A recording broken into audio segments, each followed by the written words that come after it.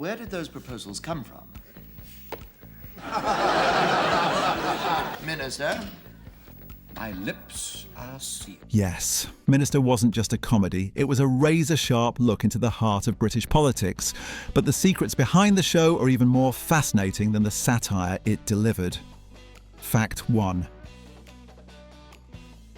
Civil servants are grown like oak trees, not mustard and cress. Yes, Minister wasn't pure fiction. Its accuracy made it essential viewing inside Parliament. Cabinet members and civil servants privately admitted the show captured government better than any textbook. Some new MPs were told to watch episodes to understand the dynamics of bureaucracy. The scripts were so precise that real politicians began quoting lines during debates. Prime Minister Margaret Thatcher herself was a fan, calling it an education in government. She famously wrote a sketch for the cast and insisted on appearing in it. Writers Anthony Jay and Jonathan Lynn based many episodes on real political memos. They interviewed civil servants to capture the secretive language of government. Some officials later confessed they thought the writers had insider access. The accuracy blurred the line between satire and reality. Viewers began to wonder if the show revealed state secrets through comedy. Several ministers claimed they learned more from the series than from briefings. The show's insight into power and manipulation became legendary. It created a mirror that politicians both loved and feared. Even today, it's used as a reference point for government culture. The satire hit so close to home, it stopped being just entertainment. Yes, Minister became part of Britain's political vocabulary. It's one of the few comedies studied alongside actual policy. For a sitcom, it held a shocking level of influence on real power. Behind every joke was a truth politicians couldn't ignore. That secret accuracy turned satire into something far more dangerous. Yes, Minister wasn't just a show, it became a manual for power. Fact 2. How long would that take to report? Oh, not long. How long? Oh, about 18 months. Yeah. Every episode of Yes, Minister was written with obsessive detail. Anthony Jay and Jonathan Lynn spent weeks perfecting dialogue. Each line of Sir Humphrey's speeches was constructed like a legal document. They wanted the language to feel exactly like real government papers. The writers studied parliamentary reports and cabinet office memos. They dissected how civil servants avoided giving straight answers. The famous long-winded explanations were based on real bureaucratic tactics. Jonathan Lynn said they cut jokes that didn't match authentic political tone. The result was comedy so believable it felt like a documentary. Even the pauses and stammers were scripted for maximum realism. The writers treated satire with the seriousness of policy making. Every punchline had to hide a sharp truth beneath it. Actors often said performing the scripts felt like delivering state secrets. The complexity made rehearsals grueling for the cast. Nigel Hawthorne spent hours mastering Sir Humphrey's twisting sentences. The dialogue became a character in itself, as intricate as the plot. That dedication gave the show its intellectual edge. Nothing was accidental, every word carried weight. The scripts weren't just funny, they were a masterclass in political language. It's why Yes, Minister still feels relevant decades later. Precision made the satire timeless and uncomfortably real. Comedy became policy through the power of exact words. Fact 3. They're public-spirited citizens, selflessly sacrificing their spare time. You ever met any? Occasionally, when there was no alternative. When filming began, the actors thought they were making a small, niche satire. Paul Eddington believed the political humour might be too clever for a wide audience. Nigel Hawthorne worried viewers wouldn't sit through long, dialogue-driven scenes. Even the BBC doubted the series would last beyond one season. But the first episode immediately became a ratings hit. Audiences were captivated by the mix of intelligence and humour. The subtle performances made the characters feel disturbingly real. Politicians themselves began praising the show publicly. By the second season, Yes, Minister was a cultural phenomenon. The actors were shocked to see their faces on front-page newspapers. Paul Eddington said the sudden fame felt surreal for such a quiet show. Nigel Hawthorne credited the sharp writing for the series' success. The cast later admitted they underestimated the hunger for intelligent comedy. Yes, Minister proved that audiences craved more than slapstick. It became proof that politics could be both serious and hilarious. The unexpected success turned the show into a national treasure. Even foreign governments praised it as a brilliant portrayal of bureaucracy. What began as a modest satire became a defining piece of British television. The cast called it the little show that conquered the cabinet. Its rise mirrored the very power struggles it mocked, and it showed that even subtle comedy could make seismic waves. Fact 4. We will bring in women from outside. The authenticity of Yes Minister came from more than research. Several anonymous civil servants quietly advised the writers. They provided stories, phrases, and behind-the-scenes details. These insiders risked their careers to share government truths. Jonathan Lynn later confirmed they changed names to protect sources. Many famous storylines came directly from real incidents. The Hospital with No Patients episode was based on a true scandal. Civil servants would send letters suggesting plot ideas. The show became an unofficial channel for government satire. Some officials said it was therapy through television. It allowed them to laugh at the system they were trapped in. The secrecy added a conspiratorial thrill to the writing process. Writers described feeling like journalists uncovering classified documents. That insider help gave the show its razor-sharp authenticity. Viewers could sense the truth beneath the comedy. Even ministers suspected the writers had government informants. The collaboration blurred the line between satire and whistleblowing. Yes Minister became a coded conversation between government and public. The secrets behind the jokes were very real. That partnership created one of the most accurate satires in history. It turned a sitcom into a subtle act of rebellion, and it revealed truths no official report would ever admit. Fact 5. Yes Minister didn't just reflect politics, it shaped it. Some ministers admitted they avoided certain policies for fear of looking like the show. One cabinet member scrapped a plan after an episode mocked similar bureaucracy. The series highlighted inefficiencies that embarrassed real departments. Civil servants quietly adjusted their language to avoid sounding like Sir Humphrey. Margaret Thatcher reportedly changed how she phrased certain memos. The satire became a shadow over real political meetings. Some MPs used episodes as cautionary tales in debates. Yes Minister exposed the mechanics of power in a way policy papers never could.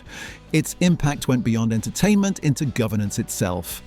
Politicians both loved and feared the show's influence. It became a cultural reference point inside Whitehall. The writers were stunned to hear of their unintended power. Jonathan Lynn said, "We thought we were joking. They thought we were reporting." The series blurred the line between art and reality in unprecedented ways. For a comedy, it had shocking political weight. Its effect on policy proved satire's ability to shift real-world decisions. Yes Minister became a quiet force in shaping government culture. The show's legacy lives not just on screen, but in actual laws. It proved laughter could be as sharp as legislation. And that truth made the series more than just television. Fact 6. See me on the box last night, Humphrey? The scripts for Yes Minister were so dense and intricate that they terrified the actors at first read through. Nigel Hawthorne said Sir Humphrey's long speeches were like verbal obstacle courses. He spent hours breaking down each sentence to understand the bureaucratic language. Paul Eddington described the lines as memorising policy documents disguised as comedy. Rehearsals often ran late into the night to perfect the delivery. The writers insisted every pause and stammer be executed exactly as written. The dialogue was designed to mimic real government exchanges. Actors said the rhythm of the language was as important as the jokes. Fumbling a line could ruin the entire flow of a scene. Crew members compared the scripts to performing Shakespeare in a civil service suit. Hawthorne developed unique techniques to memorise the speeches word for word. Despite the difficulty, the cast came to love the precision. The challenge pushed their performances to another level. It gave Sir Humphrey's speeches their legendary labyrinthine quality.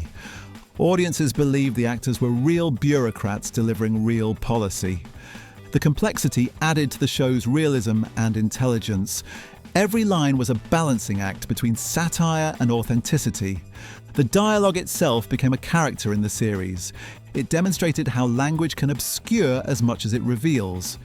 For the actors, mastering the words was like learning a new political dialect. The difficulty turned into one of the show's greatest strengths. Yes, Minister proved that comedy could be as intricate as law itself. Fact 7. In a way, people say to me, is government like that? The answer is yes and no. Prime Minister Margaret Thatcher wasn't just a fan, she was a super fan. She reportedly scheduled time to watch every new episode. Thatcher praised the series as a faithful portrait of government in action. Her admiration became public when she requested to meet the cast. She even co-wrote and starred in a special sketch with Paul Eddington and Nigel Hawthorne. The stunt became front-page news across Britain. Some critics accused her of missing the satire's point entirely. Others said her participation proved the show's cultural dominance. The writers admitted they were stunned to see the Prime Minister acting out their lines. Behind the scenes, Thatcher's staff used the show as a training tool for young MPs. It became a rare case of satire embraced by its own target. The sketch cemented the show as part of British political history. Thatcher's enthusiasm gave the series even more public attention. Some ministers joked the show had more influence than cabinet meetings. Her public support blurred the line between comedy and governance. The relationship between the PM and the show became a cultural legend. Even decades later, the story of Thatcher and Yes Minister remains iconic. It showed how satire can both mock and charm those in power. Thatcher's obsession helped turn the series into a national institution. It also proved that sometimes the sharpest political truths come wrapped in jokes. Yes, Minister became the only comedy that could make a Prime Minister take notes. Fact 8. You know, Bill could speak French. You can hardly speak English. Unlike many sitcoms of its era, Yes Minister deliberately avoided a laugh track. The creators believed artificial laughter would break the show's realism. They wanted viewers to feel like they were eavesdropping on real government meetings. The absence of canned laughter gave the series a unique tone. It felt more like a documentary than a traditional comedy.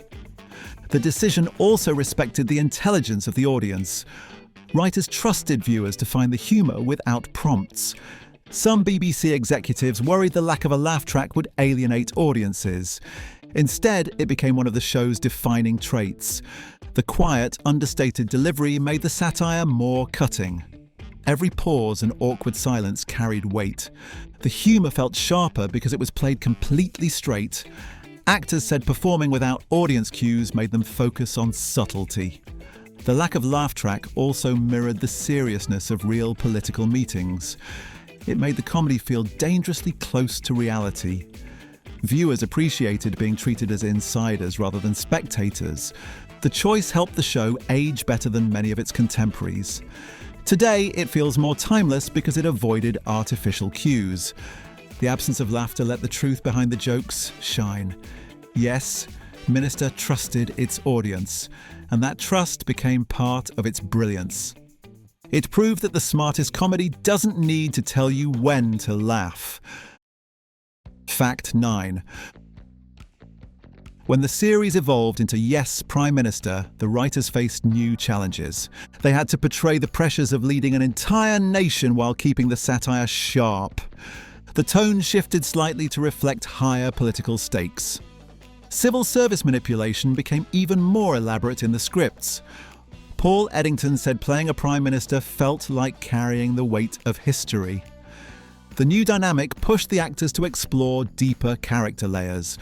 The writers consulted additional insiders to maintain authenticity. Episodes tackled real-world policy debates in coded form. Some ministers said the new series felt uncomfortably close to their daily lives. The shift also cemented Jim Hacker as one of TV's most complex political characters. Nigel Hawthorne adapted Sir Humphrey into an even subtler power player. The chemistry between the two leads reached new heights. Critics praised the spin-off for maintaining and expanding the original's brilliance. The show's influence grew as it tackled the challenges of leadership itself. Viewers saw how power doesn't remove bureaucracy, it magnifies it. The success of Yes, Prime Minister proved the concept's lasting power. It became a seamless continuation rather than a simple sequel. For many fans, the two series are inseparable parts of one story. The transition also showed how satire can evolve with its subject. It elevated the series from political comedy to cultural commentary. Yes, Prime Minister ensured the legacy of the original would never fade. Fact 10. Decades after its premiere, Yes Minister remains the gold standard for political satire. Modern shows like The Thick of It and Veep cite it as a direct influence. Writers study its structure to understand intelligent comedy. Its dialogue-driven format proved audiences could handle complexity. Politicians still reference the show in speeches and interviews. Some foreign governments use it as an example of British political culture. The series is screened in political science courses around the world. Its insight into bureaucracy remains painfully relevant. Every generation finds new truths in its scripts. The show's humour aged because it was rooted in timeless human behaviour. Power, manipulation and language never go out of style. Yes Minister captured those elements better than any show before or since. Its impact goes beyond television into cultural memory. The characters became archetypes of government roles. Sir Humphrey's name is now shorthand for bureaucratic doublespeak. Jim Hacker represents the eternal struggle between ideals and compromise. The legacy shows how comedy can outlast the politics it mocks. For Britain, it became a cultural mirror still reflecting today. Its secrets remain as sharp and unsettling as ever. Yes Minister didn't just make people laugh, it made them think, and that lasting power is the greatest secret behind its brilliance.